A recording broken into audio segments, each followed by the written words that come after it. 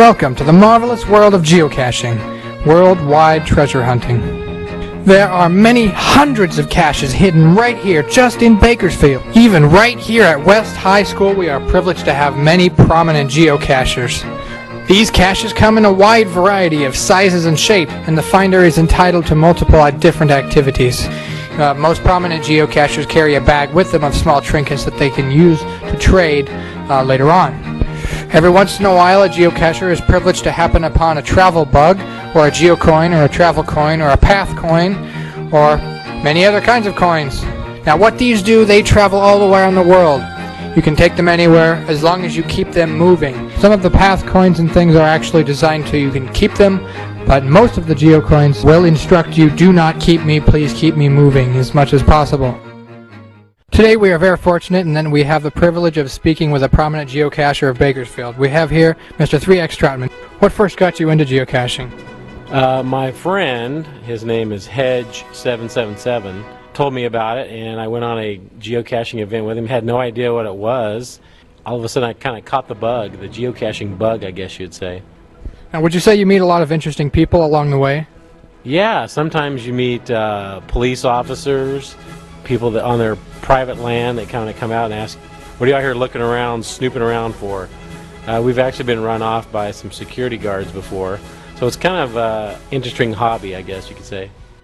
Mr. Troutman, what kind of special equipment would you say is required for geocaching? Well, number one, you need to have a GPS, a Global Positioning System unit. They make them now, they're handheld, and you can put the coordinates in where the geocache is, and it'll take you sometimes within, if you're lucky, sometimes within 3 to 5 feet of the geocache. Probably a notepad, the directions from the geocache. It kind of explains what this geocache is all about. Sometimes there are puzzle caches and you need some of the clues for the puzzle to help solve the puzzle. When you're out actually geocaching and your GPS has led you to the device and you've looked around and you've found it, what do you do when you find the geocache? What do you do with it? Well, some of them, depending on the size, it just has a log inside that you sign your name that you found it, and then you go to the website and basically tell the website that you found it, and the website will actually keep track of how many geocaches you found. And by the way, for those of you that don't know what a geocache is, geo means earth, cache means container, so it's like an earth container or a container on the earth, sometimes in the earth. We're here with Mr. 3X Troutman, and he's going to give us a tour of his geocaching bag. He takes us with him on his when he goes geocaching, and he's full of all kinds of stuff. Okay, well, some of this stuff you may get in trouble for it. Like, for example, a little spray paint. It's not for tagging, okay? It's for painting devices so that they blend in with the natural environment. Like, here's a little container. This is a various container that you could use in geocaching. I bought this at a dive shop because it's waterproof, because I was thinking of maybe hiding something under the water. Well, here's my GPS. This is what you put your coordinates in, and then basically you turn it on and it'll take you, point you in the direction where the cache is. Alright. Okay, so there's that. I'll just kind of pull stuff out and then we'll just kind of talk about it. How about that? Various magnets. Okay. Magnets are good for sticking like metal containers to metal objects, and you can super glue these, or sometimes I can put these in the cache because people like to have these little magnetic type devices here. Velcro is good, Velcro strips, and I use them to attach to the bottom of a device. It's usually like toys that I get my kids, or toys that I want to get rid of. I'll stick them in here and then I'll put them in a geocache. Well, these are kind of cool. This is something I put in there. It's a Sprite bomb. It's a little miniature bomb. We can, you want to set one off in here? I don't care. We get in trouble for that. It just explodes. What does that have to do with geocaching? I just put a package of these in there as a little present. I see. Basically, you just take it and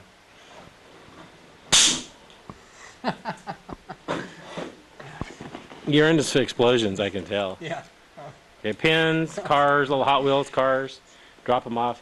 Usually in geocaching, you don't ever want to just take something without leaving something. Okay, that's being selfish. No, that wouldn't be fair. So a lot of times I just fill my bag with stuff, and you can put in there. You take something, and always carry a thing of super glue to glue stuff. You never know when you need to glue something. Fishing line. This is a 50-pound test. You know, for maybe hiding stuff up in a tree or something. I've done that before. I bought these at Green Frog for like $1.99. It's one of those key things, but you can put your geocache, your log only device in here and magnetize it to something. Right. Tell me about these dog tags you have off to the side of the bag. Okay, these right here. These are all my travel bugs that I own. When you buy a travel bug, basically they give you 2 tags. One is a copy, says copy, and then it's got the number on it. So if I was to actually give you this number, you could actually go punch it into the geocaching website and claim that you found it. Sure. Okay, but of course you wouldn't want to do that unless you actually found it.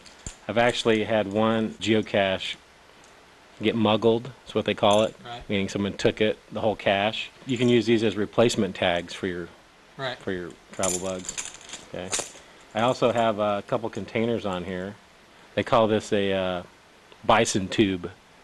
And basically what it is, it's a metal tube. It says geocaching.com. You can unscrew it, and it's got its little logbook in here, and it talks about the rules of geocaching, and congratulations, you found it, and it has a place for the person to sign it whenever they find it. I think that's it. Oh, this is kind of a cool one. Looks like a typical rock, right? It does. But it's actually a hide-a-key type rock. Set it out amongst a bunch of other rocks that look similar, and tell people good luck.